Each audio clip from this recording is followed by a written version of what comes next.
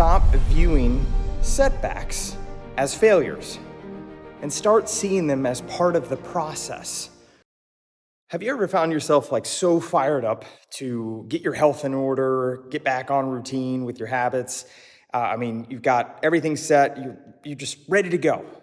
And then all of a sudden, life hits, right? Work projects pile up, maybe you get sick, maybe the kids get sick, something happens on the home front, or God forbid, another fire to put out at work, right? And it can be frustrating, right? And this is the exact same situation that a lot of my clients will experience, and actually a couple of them I was speaking to recently were experiencing the same thing, right? They started on their routine, they've already made massive progress, but for some reason they said one of the biggest stumbling blocks is every time they get knocked off their routine, they start thinking these thoughts of maybe why bother? What's the point? Right? I already broke the perfect streak. I'll just wait and set it out till Monday again. Or, next month. It's the drill, right? And I don't know if you've experienced this before, but I know I have. So I can relate to what they're saying. And it's frustrating, especially when you strive, to be, put forth the best effort in whatever you're doing. But here's what I shared with them and what I'd like to share with you to give them a little bit of kind of a different way to look at it. In terms of seeing results in their progress and on their routine, to stop viewing setbacks as failures and start seeing them as part of the process, right? And then I said to them, do you remember, because they're both family guys, I said, do you remember when your kids were younger and they were learning how to walk? And they said, yeah. I said, okay, when they started to walk, right? And, it was a big moment. Everyone's checking out. It's like, oh, yes, here they go. When your kid fell, what did you do?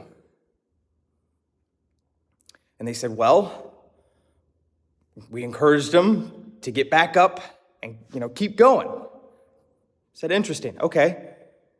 I'm guessing what you didn't do was say, wow, what a loser you are. You can't even walk. I don't know if you're going to amount to anything. No, right? And they were laughing. It was crazy. But then I said, if you can look at it in the same way as your routines, right? We see it and we celebrate it, obviously, in a big milestone of life, kids walking. But yet, when we do other things in our own routines later on in life, we start beating ourselves up and we start getting frustrated or just, give up. After one mishap or slip up or missing the routine. No, I'm going to encourage you. What I encourage them is that anytime you fall down, just get back up, right? And how does that look? Because I know the whole cliche Rocky quote, but let's look at it this way. If you were to, let's say, a lot of my guys are focused on morning routines. Let's say you get up, you miss your morning routine, you sleep in. No drama. Look at it. What can you do? What's the next move that you can do to at least get you in? Or let's say after a long day at work, you come home, you start raiding the pantry either for the kids' snacks or have a cocktail to take the edge off. Okay, maybe that wasn't part of the plan. No drama. What is one thing you can do to just get back on track? Instead of looking at that as, and saying this setback is just, it is what it is. I've learned it is what it was, all right? But that comes down to a choice in you. So if you mess up on your routine, you get knocked off, guess what? Just remember this, progress is never linear. It's messy. You got to just get back up, keep moving forward, and focus on the one thing you can do to keep pushing forward. That's all I got.